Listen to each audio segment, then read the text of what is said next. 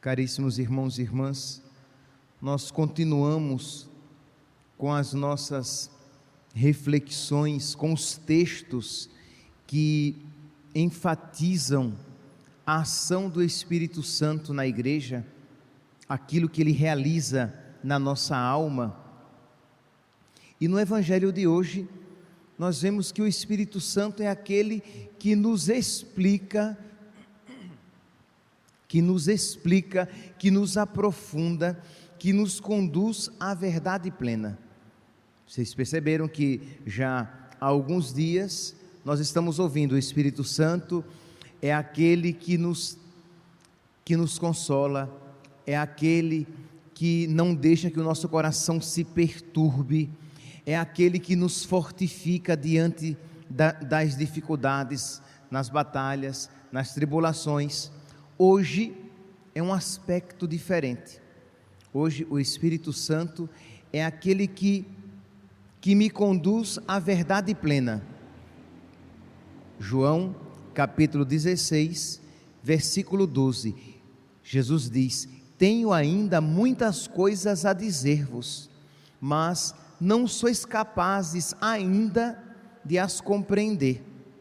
Quando vier o Espírito da verdade, ele vos conduzirá à plena verdade.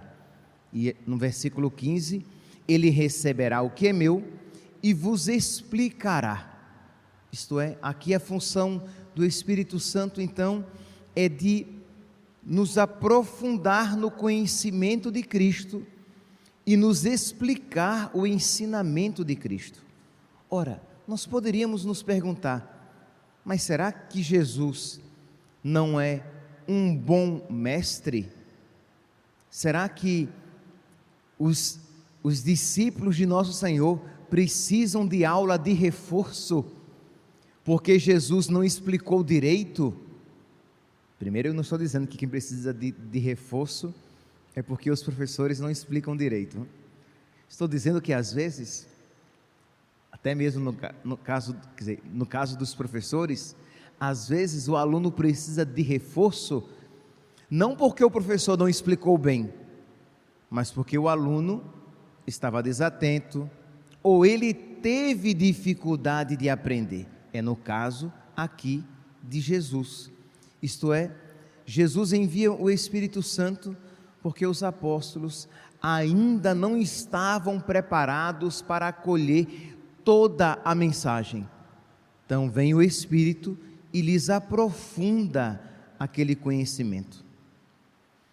São Paulo, na primeira carta aos Coríntios, no capítulo 3, versículos 1 e seguinte, ele nos faz uma aplicação interessante que vai nos ajudar a compreender melhor esta passagem do Evangelho. 1 Coríntios, capítulo 3, versículo 1 e seguintes. São Paulo diz: eu, irmãos, não pude falar-vos como a homens espirituais, mas como a simples homens. Isto é, eu gostaria de falar para vocês coisas espirituais, coisas mais profundas, mas eu não consegui, tive que falar apenas como a homens. Eu vos dei leite para beber e não alimento sólido. Isto é, o que eu expliquei, o que eu passei para vocês foi algo bem simples, bem rudimentar, não um alimento sólido, pois ainda não podeis recebê-lo, o alimento sólido, visto que ainda sois guiados pelo instinto, pois se há entre vós invejas e discórdias, não vos deixais guiar pelo instinto, e por critérios humanos em vossa conduta. Isto é, há muitas rivalidades, há muitas invejas, de modo que vocês são muito carnais, vocês se deixam guiar pelo instinto. Vocês não podem, eu não pude passar para vocês um alimento mais sólido, um alimento mais profundo.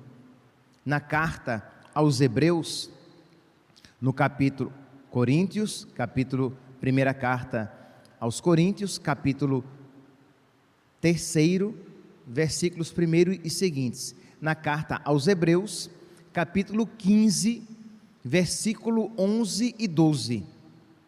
Sobre este tema, temos ainda muita coisa a dizer, e é difícil explicá-lo, porque vos tornastes preguiçosos em escutar. Aqui é um outro contexto, isto é, eles têm pouca disposição em escutar, têm pouca disposição em aprender, de modo que ele diz no versículo 12, de modo que eu vos passei leite e não alimento sólido. E ele vai dizer mais adiante, o alimento sólido é próprio dos adultos na fé, mas eu passei para vocês apenas um leite. Percebe aqui, meus santos, então, que existe esta gradação na compreensão das verdades da fé. Existe este aprofundamento no conhecimento de Cristo e da sua vontade a nosso respeito. E às vezes, por limitação ou por culpa própria, nós não nos abrimos para receber todo o ensinamento de Cristo nas nossas vidas. E aí então que vem em nosso auxílio o Espírito Santo. Ele vem nos conduzir à verdade plena. Ele nos capacita a compreender, ou ele vai pouco a pouco vencendo as resistências que existem na nossa alma e que nos impedem de dar os passos devidos na nossa vida espiritual. Então, ora, aprendemos já há alguns dias, nós devemos invocar o Espírito Santo para que ele nos dê forças em meio às provações. Invocamos o Espírito Santo para que ele nos dê forças e nós não nos entreguemos aos desânimos da vida. Invocamos o Espírito Santo para que ele nos capacite a testemunhar o nome de Cristo, mas devemos também invocar o Espírito Santo para que ele ilumine a nossa inteligência e nós compreendamos cada vez mais a vontade de Deus, as verdades da nossa fé. Imagine aqui, meus irmãos, eu sei que todos vocês que estão aqui, espero pelo amor de Deus, e acredito que muitos que estão ouvindo e que vão ouvir esta homilia, creem na Eucaristia, mas eu não tenho dúvidas de que nós podemos crer muito mais. Adoramos a Eucaristia, sim, mas eu não tenho dúvidas que podemos adorar muito mais, ter um espírito de adoração, reverência, piedade diante de nosso Senhor. Eu sei, quer dizer, nem sei tanto assim, né? Mas eu espero que todos vocês saibam os 10 mandamentos da lei de Deus. Crê em Deus Pai Todo-Poderoso. Eu espero que todos vocês saibam, mas uma coisa é saber enumerá-los, outra coisa é saber amando-os e praticando-os na sua vida, amando os mandamentos de Deus e praticando-os no seu viver, é diferente. Então este aprofundamento é o Espírito Santo que vai realizando gradativamente na nossa alma. Nós podemos dizer, é um processo de santificação e de iluminação da nossa inteligência. Não há momentos em que você, na minha vida, eu lembro assim, de um momento em que isso foi muito forte. Eu até já falei para vocês, em algum momento, em uma das homilias, que uma vez eu estava num encontro, eu era ainda seminarista lá em Maceió, e estava vendo um grande encontro da arquidiocese, e tinha um pregador, que ele estava falando sobre a Eucaristia, e sem sombra de dúvidas, ele não falou nada que eu não soubesse. Mas ele falou de uma maneira tal que uma luz dentro de mim se acendeu e eu comecei a ver de uma maneira nova aquilo que eu antes via e não me tocava interiormente.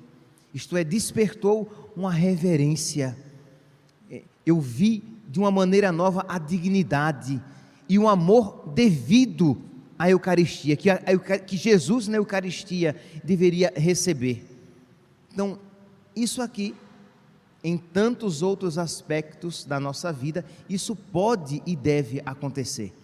Esse crescimento cada vez mais no conhecimento das coisas de Deus, em que nós vamos amando cada vez mais e conhecendo, amando a Deus e o conhecendo cada vez mais. Mas também, quando percebemos na nossa alma alguma resistência, isto é, percebemos que, como diz aqui a carta aos Hebreus, que eles receberam leite porque eles se tornaram preguiçosos, resistentes em escutar. Quando você percebe que Deus está pedindo algo a você, quando você percebe que a sua atitude não tem sido agradável a Deus, quando você percebe que Deus tem pedido mais um passo na sua vida espiritual e você resiste, você fica dizendo: será que isso não é coisa da minha cabeça? Não, provavelmente isso não é de Deus, e você fica encontrando subterfúgios, mas lá no fundo você percebe que aquilo é de Deus, é vontade de Deus. Mais uma vez, desculpe-me tantos exemplos da minha vida, mas às vezes isso ilumina a nós. No meu processo vocacional, quando eu me percebi chamado por Deus, quantas fugas eu tentei para justificar que Deus não estava me chamando, mas lá no fundo eu percebia, Ele estava me chamando, mas como eu não queria entregar a Ele aquilo que Ele pedia, eu procurava encontrar justificativas para dizer que não era tão certo aquele chamado, que não era tão certo aquele pedido, que era duvidoso. Então quer dizer, ou colocamos dúvidas, ou nós claramente dizemos: isso eu não quero dar, isso eu não quero fazer, isso não, Jesus, me peça tudo, menos isso. E às vezes não é pecado em si, isso que você diz: não, Senhor, isso eu não faço. Às vezes não é nem pecado, mas se Jesus está pedindo, isso deve ser oferecido. Às vezes é uma fragilidade tão grande na sua alma, para o qual você não se sente capaz, e diz: Senhor, isso eu não consigo. Pois bem, meu santinho, minha santinha, é a ocasião então de você dobrar os joelhos e suplicar o Espírito Santo, pedir o Espírito Santo para que Ele fortifique a sua alma, fortifique o seu coração, capacite você a viver essas realidades. No Catecismo, no número 36, vocês depois em casa, se puderem pegar, no número 37, no número 37, há uma passagem, um texto bem interessante, que ele também joga luz sobre esta realidade. É um trecho de Pio XII, na encíclica Humani Generis, em que ele diz assim: as verdades que se referem a Deus e as relações entre os homens e Deus são verdades que transcendem completamente a ordem das coisas sensíveis. Então, dizendo de uma maneira simples, as verdades sobre Deus e aquelas verdades de Deus que tocam o relacionamento dos homens e dos homens com Deus são verdades que nos transcendem. Pois bem, quando estas verdades atingem a vida prática e a regem, requerem sacrifício e abnegação. Ora, ninguém tem dificuldade de crer num Deus que me protege, ninguém tem dificuldade de crer num Deus que me ama. Ninguém tem dificuldade de crer num Deus que tem um céu preparado para mim. Mas as pessoas têm dificuldade de crer num Deus que diz: faça assim e não assado. Faça desse modo e não desse outro modo. Isso você pode, isso você não pode. Um Deus que se intromete na minha vida e que quer reger o meu viver, isso sim encontra em nós resistência, porque em todos nós existe a tentação de querer ser Deus da sua própria vida. Então Pio XII está dizendo isso.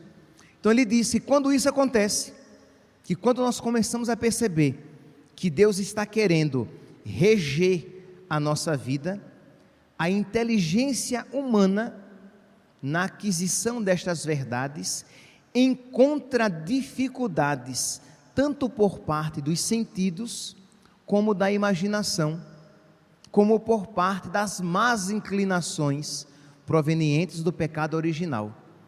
Então, se você tem uma má inclinação no que diz respeito, por exemplo, você percebe que você é dado a falar mal dos irmãos, e você percebe, você ouve a palavra de Deus que diz: quem és tu para julgar o teu irmão?